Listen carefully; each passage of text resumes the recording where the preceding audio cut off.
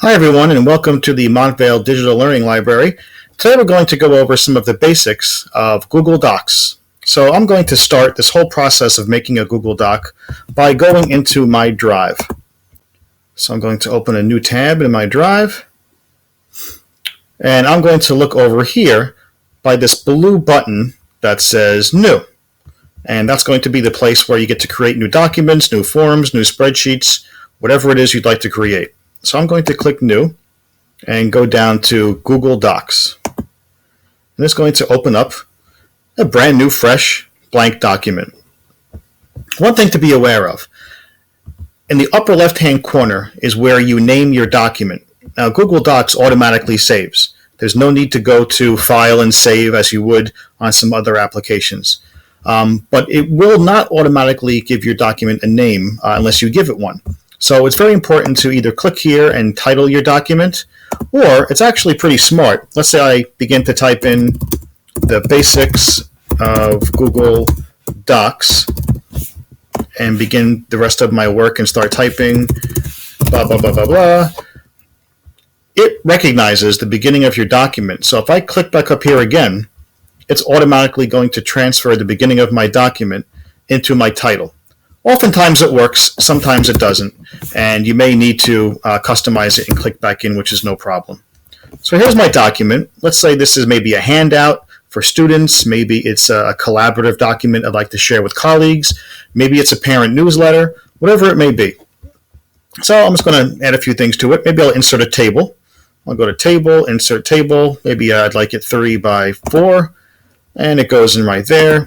I'll add something to it, column A, column B, column C, and we'll add some data there. And maybe I need a picture here. Maybe a picture of puppy dogs. That's exactly what we need in this video. We need pictures of puppy dogs, and I'm going to click on Images to get a larger selection. Oh my gosh, look at that one right there. Look at this little guy. So what I'm going to do is I'd like to copy this image and put it into my document. So I'm going to hold in the Alt key, A-L-T, and click on it, and it gives me a nice image here, a nice menu here. I'm going to go down to Copy Image, and then click back into my document using the tab up here. Move my cursor where I'd like the image to appear, and then I'm going to paste it using Control V, as in Victor. So again, that was the Alt key, and click. And that brings up the menu, and you can also do Control V, and that will paste. So some excellent tricks that will save you time as you go forward. Okay, so let's say my document is done. I would like to share this. In the upper right-hand corner, you will see a blue button that's called Share. You'll notice in Google, lots of times important buttons are blue like that. So let's say you just like to share this with a colleague or with a friend. All you have to do is type in their email address here. So I'll type in my personal one, ericwparks@gmail. And I would like Eric to be able to edit the document. Although I can also have him just view it. And the difference is, if he can edit it, that means that when Eric opens up this document on his computer, he can make any change he would like to this document. He could add content, take it away, add a picture, change a word, anything he wants. However, he can't delete it because he's not the owner. Only the owner of the document can personally delete something. So in this window, I have the email address here. You can add a few more people if you want, and then you can write them a note. Hi, please check out my documents. Okay, and then you can hit send, and then Eric would get an email that says you've had this document shared with you. The link will be there. He can click it, and he'll be right into this document here. All right. There are also other ways to share documents, especially if you'd like to share with a large group of people. Let's say you're sending a parent newsletter out, or you're sending something to your class, or you're posting something to your website. I would go down to Advanced right here. You can click on Advanced, and it'll give you a few things. It'll give you the link to your document. And it also gives you who has access, and that's what we're looking at here.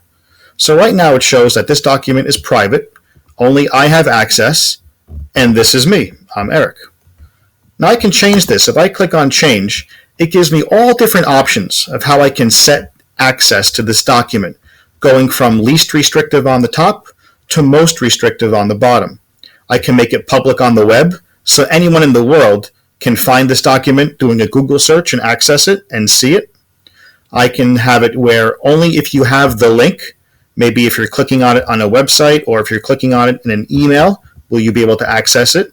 But again, anyone can access it.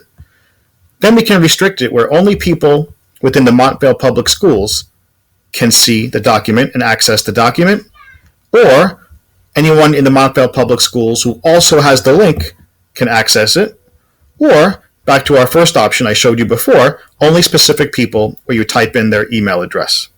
So I'm going to change this. Let's say I'd like to post this to my website. I would use anyone with the link. So I'd click on that. Down here, it defaults to access. Anyone with no sign-in required can view. And if you're posting something in a public place, that's what you want. You want anyone to be able to access the document and see it. Let's say, however, I have a reason where I would want people to be able to edit the document. I would change that to can edit.